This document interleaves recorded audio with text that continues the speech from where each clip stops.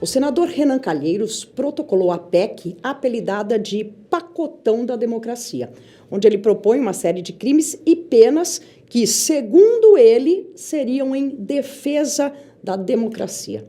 Sobre esse assunto, eu vou conversar com o advogado Eduardo Marrom, que está aqui para falar para a gente sobre essa PEC, essa proposta. Já tomou conhecimento, doutor Eduardo? Bem-vindo. Já, muito obrigado pelo convite.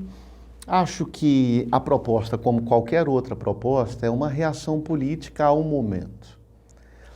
É muito provável que toda PEC, todo projeto de lei tenha uma mensagem que a fundamenta. Qual é a mensagem que o senador está passando para a gente e a gente precisa fazer um exame de consciência? Primeiro que eu acho a proposta absurda do ponto de vista jurídico, mas existe uma mensagem que é uma mensagem política de natureza legítima. Qual é a mensagem? O judiciário de primeira instância federal, e é um judiciário de altíssima credibilidade, ele não tem a velocidade que se espera. Porque quando o senador encaminha, olha, compete ao Supremo Tribunal Federal julgar os delitos contra a democracia, o que ele está falando para a gente? Olha, é melhor concentrar no local só, que inclusive está mais rápido, e as respostas estão vindo mais rápidas do que de uma maneira descentralizada entre 27 unidades federadas. É verdade? Não sei, eu não sei. O Ministério Público, que é unitário, como diz a Constituição, parece que não está operando com um grau de agilidade que seria de acordo com um movimento desse, bloqueios e tal. É verdade, mas não importa se é verdade ou não. Importa que a mensagem que está sendo passada para a sociedade, a mensagem política nós precisamos concentrar no local para ter uma resposta mais célere. Bom, então, para mim, a mensagem é importante. É válida? São outros 500.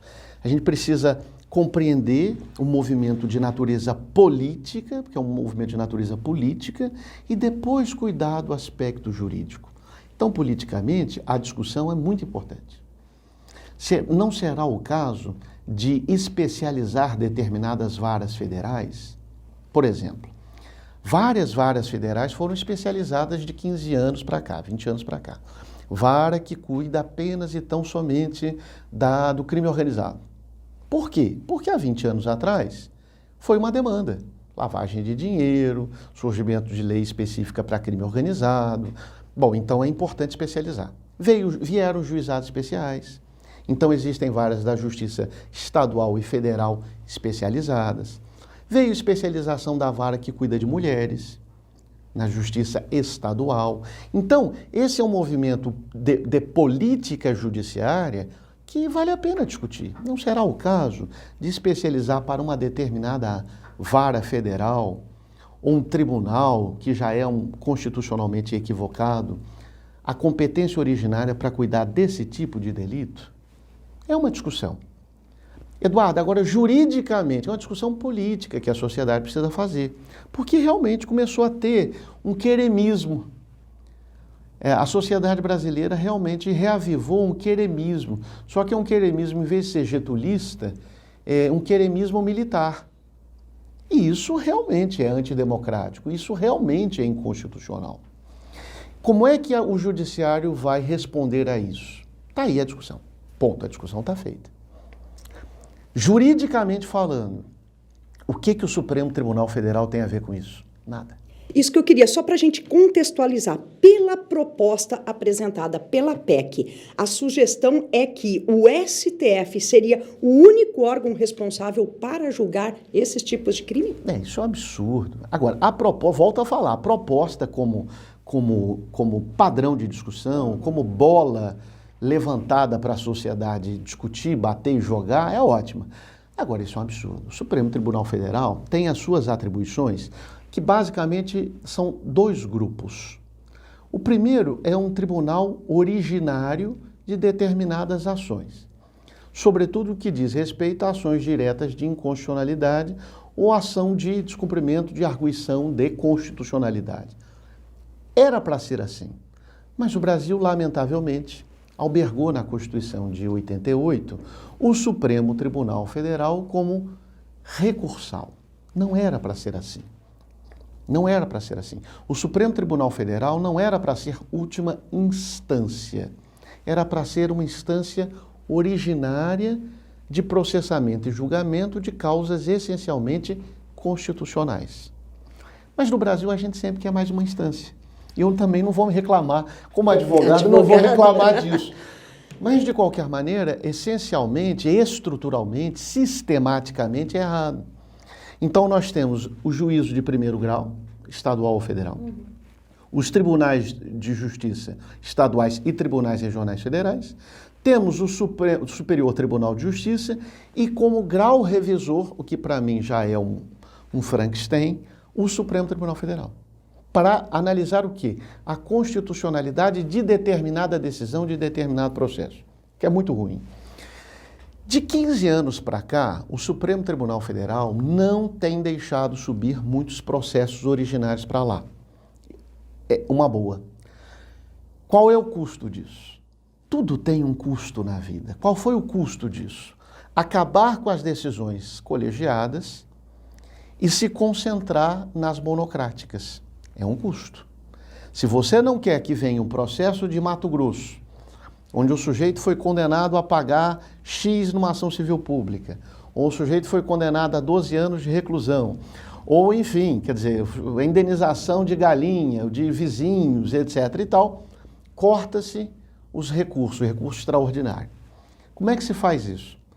Decisão monocrática do ministro relator, não cabe agravo de instrumento. Não vai subir, não vai subir, não vai subir. Então, os ministros viraram 11 pequenos Supremos Tribunais Federais.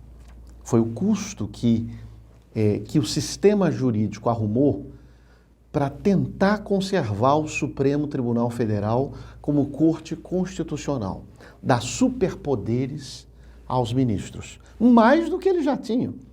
E tinham muitos. Então começou a haver, você vai julgar monocraticamente o mérito dos recursos que sobem. Essa discrepância, eu diria para você que foi muito culpa nossa, sociedade. A gente não pode dizer que a culpa é deles. Por quê? Porque nós recorremos. Nós temos esse hábito, vamos recorrer até o último recurso. Você sabe qual é o grande cliente do Supremo Tribunal Federal? Qual? A União. Veja que a responsabilidade pela distorção do Supremo Tribunal Federal, muitas vezes não é do Eduardo, João, José, Augusto, não, é da União. É a União que recorre contra derrotas, parciais ou totais, até a última instância. Então, o principal cliente do Supremo Tribunal Federal é o poder público, não são os particulares. 90% das causas que tramitam em grau recursal no Supremo Tribunal Federal, estados, municípios, Distrito Federal, União. Então, a gente está pagando esse preço. Certo. Ô, doutor, só para a gente ainda, voltando a falar um pouquinho, para a gente concluir a questão dessa PEC, ali existe a descrição de alguns crimes. Discriminação política, ameaça política, intolerância política no mercado de trabalho. Como que seria para tipificar, na verdade, esses crimes? Como que a gente poderia ver esses crimes? Veja só, eu sou criminalista, eu trabalho com isso. Antes de mais nada, nós temos que dizer o seguinte, olha, um crime é uma demanda política da sociedade. Eu quero reprovar determinada conduta. A condição, quer dizer, o parlamento ele está motivado o suficiente para condenar aquela conduta, isso é crime. Ponto. É assim que se define um crime. Certo. As pessoas romantizam o que é um crime, é um delito de alta gravidade e em função da lesividade. Na verdade, não é isso. É uma posição política que amadureceu e o legislativo acolheu para tipificar penalmente aquela aquela determinada conduta. Então, discriminar determinado empregado por uma posição política pode ser crime? Pode. É uma decisão da sociedade brasileira. É uma decisão. Agora, o que é que o Supremo Tribunal Federal tem a ver com isso? Vamos imaginar, agora veja que coisa louca, vamos imaginar uma associação mato-grossense de produtores, seja qualquer associação. Essa associação tem 500 associados. Fazem uma reunião na sede dessa associação, em Cuiabá ou no interior, dizendo: queremos a ditadura militar. Senhores, queremos a ditadura militar porque, no final das contas, os militares são mais honestos, são melhores, são mais competentes, eficientes e tal. E vocês todos orientem os seus empregados a não trabalhar, ou fechar a avenida, ou fazer piquetes, etc. e tal. Seria isso o delito.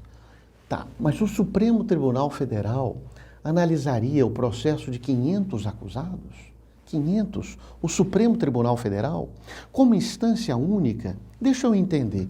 Quer dizer que, então, o Ministério Público Federal ofereceria denúncia contra 150, 200 pessoas presentes junto ao Supremo Tribunal Federal, sendo que esse produtor não é deputado federal, não é governador, que seria pelo STJ, não é senador, não é presidente, é um produtor, é um particular, quer dizer, oferece então junto à Justiça Federal de primeira instância. E pode ser também Justiça Estadual.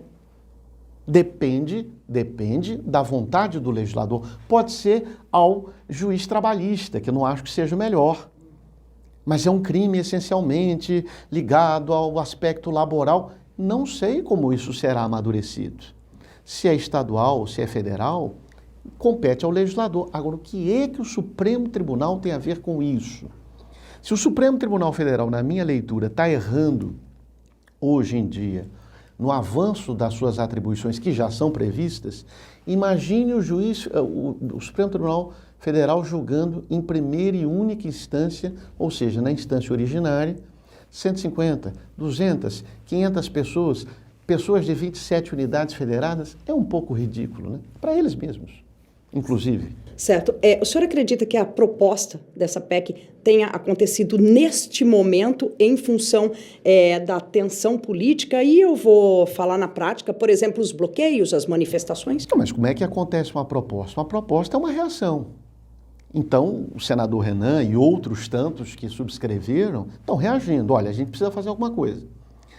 Como será feito, digamos, é uma segunda etapa. Olha, vamos definir assim.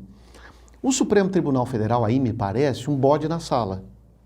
Vamos definir o tipo penal assim, quer dizer, atentar contra a democracia, fazer pressão junto aos empregados, manietar o voto em função da relação laboral.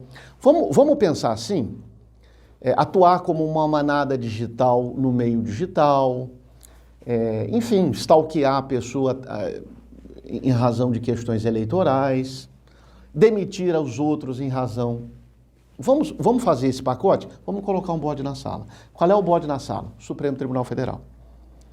Qual seria o objetivo? Tira o bode da sala, vamos aprovar. Gente, há um novo pacote de crimes, que são crimes que atentam contra a democracia. Aprovado o projeto. Então, o legislador, muitas vezes, ele tensiona ao máximo para colher o razoável. Eu não acho que seja ruim criminalizar.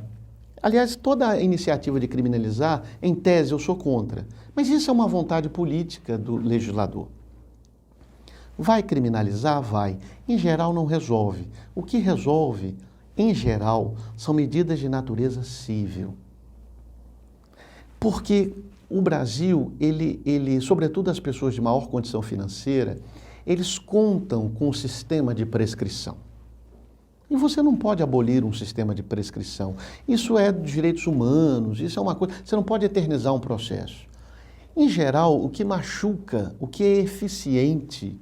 Vamos lembrar do cinto de segurança, vamos lembrar do cigarro em restaurantes, capacete. Em shopping. Vamos lembrar do capacete. O que dói? Multa. A multa dói. Então, em geral, a criminalização é uma resposta de natureza política, em geral inflamada, que a sociedade dá. Pouco eficaz. Pouco eficaz. Mas alguns são eficazes. Por exemplo, a Lei Maria da Penha foi uma resposta que não é completamente eficaz, mas foi interessante no nosso sistema. E outros não. Outros bastou o aspecto civil, administrativo, cinto, capacete. Olha quantas coisas nós ganhamos. Precisamos evoluir, por exemplo, no aspecto civil, a questão ambiental. Porque criminal, nós temos uma excelente legislação criminal ambiental. Está resolvendo? É quase que é preciso primeiro educar, conscientizar para depois penalizar. Não acho que seja uma coisa antes da outra, mas eu acho que a pessoa tem que falar, puxa, não compensou para mim. Certo. Só para a gente concluir esse assunto, o senhor já disse, palavra do senhor aqui em entrevista, a mim que acha a PEC um absurdo. Mas é um absurdo. Certo. Eu quero dizer para o senhor, perguntar para o senhor acha que prospera? Não acho que prospera. Eu acho que é uma discussão válida, não no aspecto sistêmico, constitucional, ou seja, essencialmente jurídico, mas é válido para que a sociedade discuta. Por exemplo, eu acho válido discutir o mandato do Supremo Tribunal Federal, mas não por causa desta atual composição. Por favor, quer dizer, aí o que é triste, o que é pobre é você fulanizar a discussão. Ah, votou com Bolsonaro, então vamos colocar só 10 anos. Não, tirou o Lula da cadeia, então vamos colocar 10 anos de mandato. Isso é um absurdo. Agora, o Brasil acha que é importante um ministro do Supremo Tribunal Federal e do Superior Tribunal de Justiça, porque a gente precisa fazer a coisa de uma maneira sistêmica, e um desembargador, por que não falar isso? É razoável que eles passem 10 anos? Qual é o pró? O pró é que não se eternizam lá. Até, quer dizer, aí a outra PEC da Bengala, lembra? Que era 75 ou 70? Ok, bom, então não vão se eternizar. Depois vão dar oportunidade para que outros profissionais de gabarito também subam antes da idade máxima. Ok, qual é o contra? O contra é que no meio jurídico, em geral, a pessoa mais experiente ela é mais conscienciosa. É por isso que no meio jurídico o decano é tão respeitado. O Celso de Mello era muito respeitado, agora o Gilmar Mendes, aqui nós temos o Perry, porque a pessoa já viu de tudo.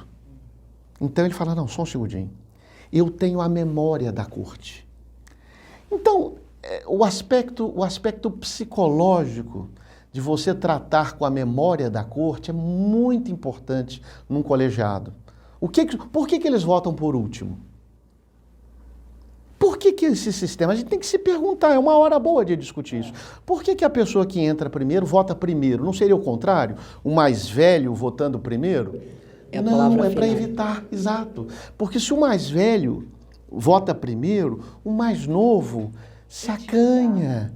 Fala, meu Deus, o homem tem 25 anos de corte, eu só tenho 6 meses, ele deve estar certo.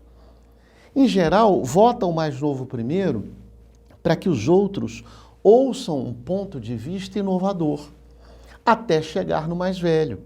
Tem um sentido de ser. Eduardo, outra discussão. De 11, poderíamos passar para 15? Por que não? Poderíamos passar para 17? Por que não? E para 21? A questão não é essa. A questão é, por que neste governo? Por que no próximo? Quer dizer, o que é odioso? Odioso é o casuísmo no Brasil. Isso é odioso. Odioso, por exemplo, foi o julgamento do mensalão, no meu ponto de vista. Cabe ou não cabe embargos, lembra disso? Os embargos infringentes para a corte, mas de uma decisão da própria corte. Tem lógica? Claro que não tinha, mas havia mudado a composição. Então cabe. Aí as penas foram rebaixadas no mensalão. Cabe ou não cabe prisão em segunda instância? Vamos reavivar a discussão que já foi decidida por um voto? Vamos, porque o ministro, na verdade, mudou a composição de 6 para 5 de um lado para o outro. E foi para quem? Justamente para o ex-presidente. Então, o que nos atrapalha não é a discussão jurídica de natureza constitucional. Isso sempre é bem-vindo. O que nos atrapalha é o casuísmo. Certo. Doutor Eduardo, só para a gente encerrar, como é que o senhor viu e está vendo a atuação do STF desse ano, dessas eleições, ou enfim, nos últimos tempos e para o próximo ano? Já que a gente vai ter um novo governo, muda alguma coisa... Mais dois ministros, né? Dois novos ministros. Com dois novos ministros. Como é que o governo. senhor vê essa situação e como que o senhor vê essa situação daqui para frente? Olha, eu acho que a composição do Supremo Tribunal Federal, talvez eu seja nostálgico ou saudosista, com Paulo Brossard, enfim, o Sepúlveda Pertence, Marco Aurélio, quer dizer, era da minha adolescência, digamos assim, né? Carlos Veloso. Eu acho que já foi melhor. Eu acho que já foi melhor. Eu acho que o Supremo Tribunal Federal se politizou ao longo dos anos. A questão é saber, não deveria? Aí, veja que é uma outra discussão. Você está me perguntando na condição de jurista ou você está me perguntando na condição de cidadão? O Supremo Tribunal Federal e até o Superior Tribunal de Justiça tem que estar mais permeável a uma interlocução maior com a sociedade? Ou seguimos o modelo americano de distanciamento completo, inclusive vedando a transmissão dos julgamentos? Por que não discutir essa questão? A minha questão não é não discutir. Vamos discutir de uma maneira equilibrada, vamos discutir de uma maneira madura. A discussão na frente da Câmara, quem fez a TV Justiça foi o ministro Marco Aurélio. A discussão na frente da Câmara é uma discussão completamente diferente fora da Câmara. Que rola embaixo. É completamente diferente. No bastidor eu vou te acompanhar. Com o relator. Até o nascimento da TV Justiça, o voto era muito simples. O João dava o voto, com o relator. Quem ia divergir, aí sim, vou abrir a divergência para expor o meu ponto de vista. E aí o pepino vinha depois. Quem concordava com um ou com o outro, aí fazia um voto, digamos, mais elaborado, mais amadurecido. Hoje não. Hoje o ministro tem que falar 40 minutos, 1h30 em cada voto. Por quê? Porque a sociedade está acompanhando de uma maneira inédita. Mas será esse sistema que nós precisamos? Será que o ministro precisa pontificar politicamente? Porque pontifica? Isso necessariamente é um ponto ruim, como os bolsonaristas têm falado sempre? Eu não sei. A gente precisa sentar e discutir. Agora, no aspecto legal, eu me reservo, por exemplo, a opor uma objeção muito grande à condução do inquérito das fake news, por exemplo. Isso está virando, do meu ponto de vista, um Frankenstein jurídico. Por quê? Havia deputados e senadores envolvidos, então, a competência originária do Supremo. O Supremo, depois da Constituição de 88, pode abrir inquérito de ofício? Eles já disseram que pode. Na verdade, para mim, é um contraponto com tudo que eles já decidiram sobre o sistema acusatório. Pode decidir sem parecer do Ministério Público, até contra, mas sem o parecer do Ministério Público. Em vários outros julgados, eles disseram, gente, prisão preventiva, cautelar de busca e apreensão, pelo amor de Deus, cautelar de bloqueio de bens, bloqueio patrimonial, pelo amor de Deus, escuta o titular da ação. O inquérito pode demorar 2 anos? Em várias outras decisões, olha, o inquérito tem prazo razoável, como o processo tem um prazo razoável. Quer dizer, então, para assegurar digamos, uma conjuntura muito negativa que nós estamos vivendo, o Supremo Tribunal Federal extravasou bastante do que ele mesmo já entendia como posicionamento distante, isonômico do magistrado no sistema acusatório. O Supremo Tribunal Federal tem tomado várias atitudes de ofício, rumando de encontro às suas próprias tendências, que eram tendências de constitucionalização do inquérito policial. O inquérito policial já não é mais uma inquisição. O inquérito policial é um processo de partes. Isso o Supremo Tribunal decidia até 4 ou 5 anos atrás. Mudou agora. Isso é uma questão a ser discutida de uma maneira madura, de uma maneira calma. O problema é que a gente vê muita inflamação, as pessoas querem invadir o Supremo, aí o outro ameaça a vida do juiz, a família do juiz, impeachment para ministro, e são absurdos que eu ouço da mais agressiva natureza.